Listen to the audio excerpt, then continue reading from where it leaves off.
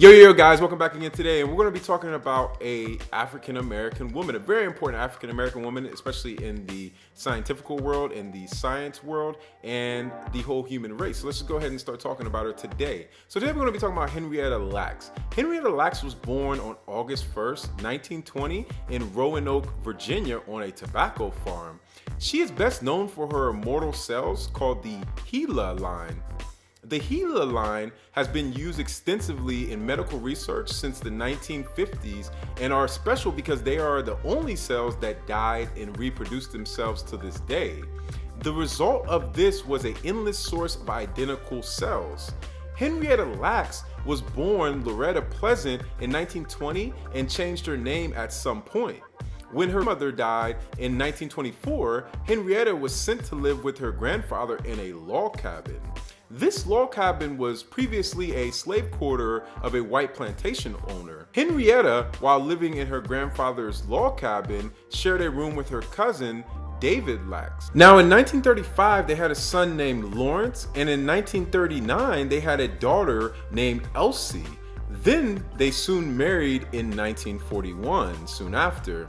They both then moved north to Maryland due to their cousin Fred Garrett advising them to move from one tobacco farm to another up north. And this was during the time of the Great African American Migration, where African Americans moved from the South to the North in search of a better life. And I'll definitely have a video about the Great African American Migration at some point as well. Once arriving in Maryland, they had 3 more children, Deborah, David Jr., and Joseph. David, Henrietta's husband, also known as Day, was the financial provider for the family, while Henrietta was a homemaker. Now, though they were not poor, they were not rich either, and their home became a revolving door for other family members and friends from the South, as well as from the local area. In total, Henrietta and David had 5 kids, in which Elsie was placed in the hospital of Negro Insane for being developmentally disabled. Now in 1951, Henrietta Lacks noticed abnormal pain and bleeding in her abdomen. She then went to Johns Hopkins Hospital, and a physician named Howard Jones diagnosed her with cervical cancer. She then began radiation treatments, and the doctors removed 2 cervical samples without the knowledge of Henrietta Lacks. Henrietta Lacks would die at Johns Hopkins Hospital in 1951, soon after, at the age of 31. These cervical samples would lead to the discovery of the immortal cells of Henrietta Lacks, also known as the HeLa cells. Now, the scientist George Guy at Johns Hopkins Hospital was the scientist that studied on these cervical samples, and he came up with the name HeLa cell line after Henrietta. And after looking at one of the tumors, his findings was that cells would die and then copies would take their place.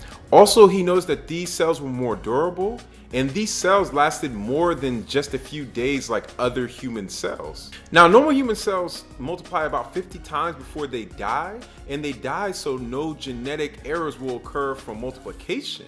But Henrietta's cells did not die off and lasted outside the human body, which eventually all cells die outside of the human body. George Guy sent samples all around the world, and these cells have been shared with other institutions and doctors, which have developed many cures and vaccinations humans use today. There's also a huge amount of money that has been made off of the HeLa cells around the world. And because of this, Henrietta's case has sparked legal and ethical debates over the rights of an individual to his or her genetic material and tissue. Amazing things have come from the HeLa cells, such as the polio vaccine, which is a huge deal. Now, the Lacks family only learned about the HeLa cells in the 1970s, and in 1973, a scientist contacted family members for genetic material and blood samples. And once the scientists reached out, the family then inquired more about the HeLa cells, but were ignored by many people.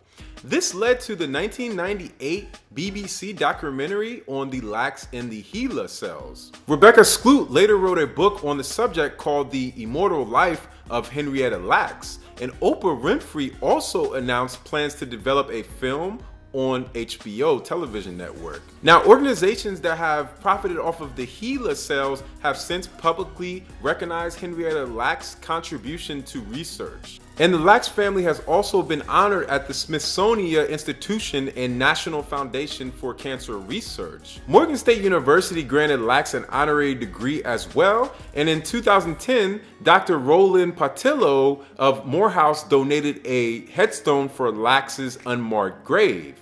Though the HeLa case has raised questions about the legality of using genetic materials without permission from a human being. Neither Lacks nor her families granted permission to harvest her cells at the time, which were all cloned and sold and profited by many organizations and many human beings around the world.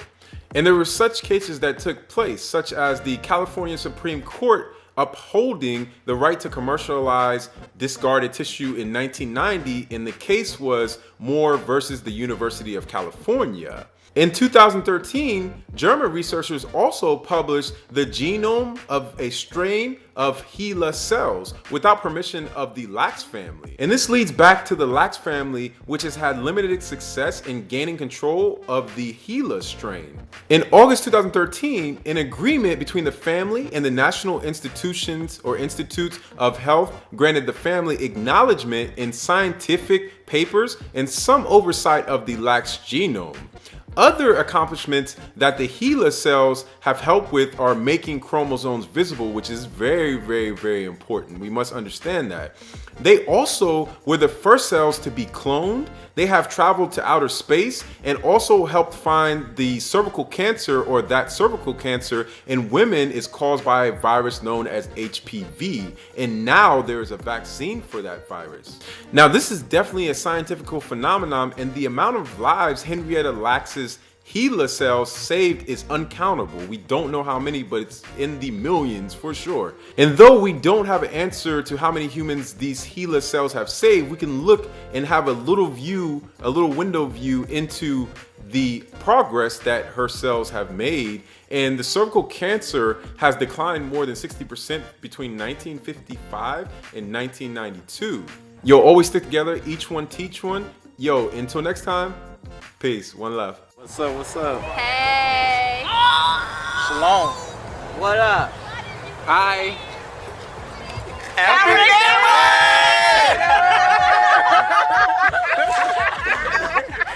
We buying